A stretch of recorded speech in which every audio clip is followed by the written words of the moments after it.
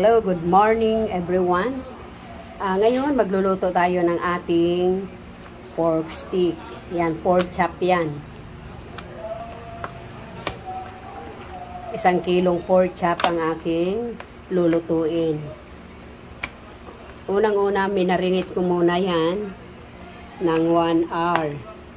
Yan, inano ko ng kalamansi, paminta, at igigisa natin sa star margarine. Yan, may star margarine tayo. Nilagyan ko na yan ng star margarine, pero dagdagan natin yan. Okay, yan. Gamitin natin. Ganito lang ang pagluto ng ating pork stick. Yan, mabenta to sa aking paninda ang aking pork stick. Okay, una-una, yan. Pinapatunaw natin yung ating star margarine. Bawang, yan. Hanggang na mag-color, ano siya, brown.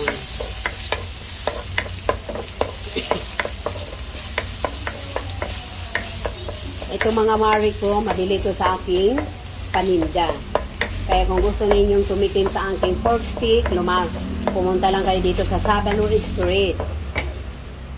Okay, dito, ito naman ang sibuyas dahil brown na ang ang bawang. Kailangan kasi ang bawang ay magiging brown para langhap na langhap ninyo ang aroma ng bawang at sibuyas. Yan. Yan. At lagyan natin ng bell pepper. Yan.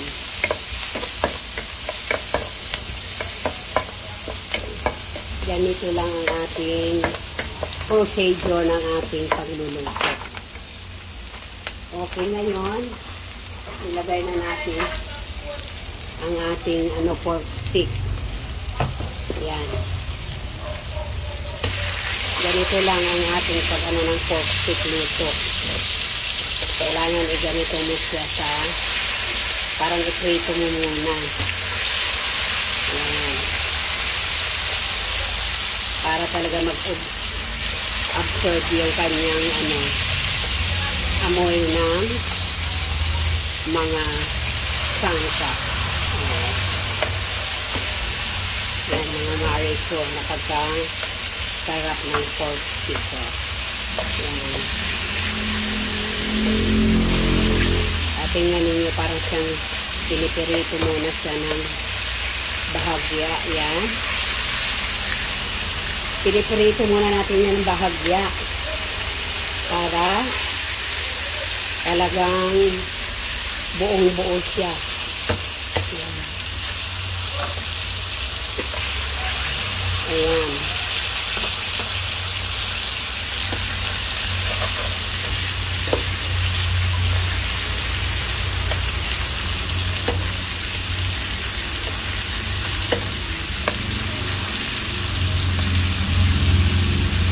Kailangan kasi nakamarinate yan para naman masarap siya.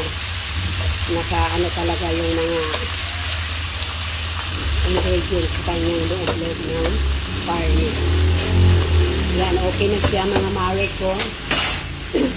Ang pinagbabadan yun ang ating sabaw.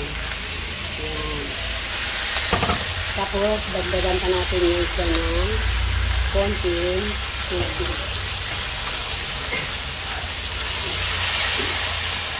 Tapos lagyan natin siya ng pamintang powder. Pwede din siya buo. Depende sa inyong gusto. Buo na paminta. Ayan. At hindi mawawala yung ating laurel. Ayan, laurel.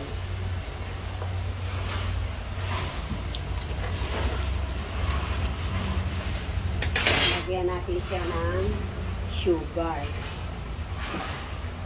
Yan, sugar.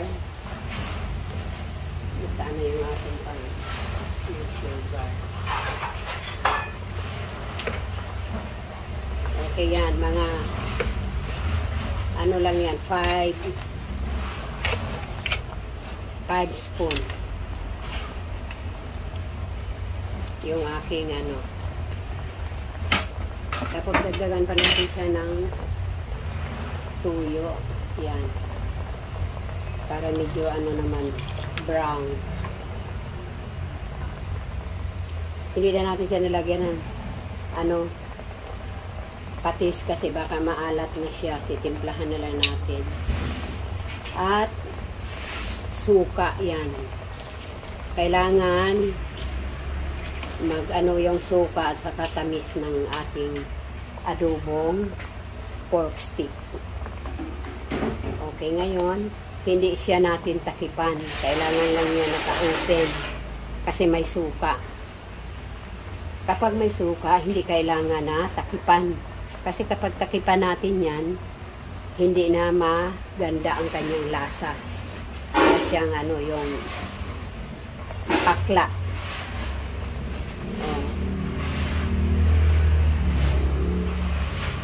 Okay. Lulutuin muna natin siya. Hayaan muna natin. Balikan na lang natin kapag konti na ang tubig. Okay, check na natin. Lutong-luto na yung suka. Kaya pwede na natin siyang takipan para lumambot na yung ating karne. Yung pork stick natin yan. After 10 minutes, pwede na natin siyang buksan. Yung sinigang na yung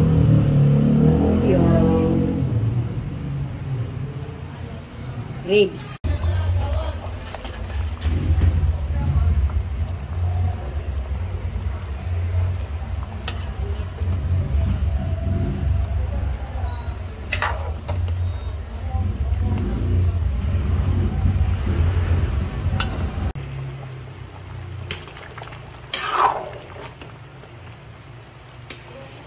Okay, ready to serve ang ating adobong manok. Yan, ready to serve.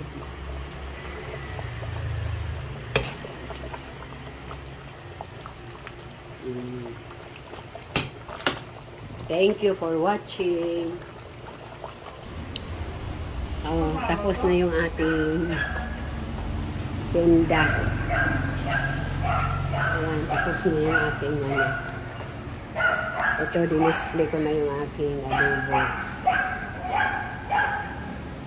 Okay, thank you sa aking mga subscribers, sa aking mga supporters. Shout out sa inyong lahat. Pasensya na kayo dahil ngayon lang ako nakapag-vlog. Super busy masyado ang aking time.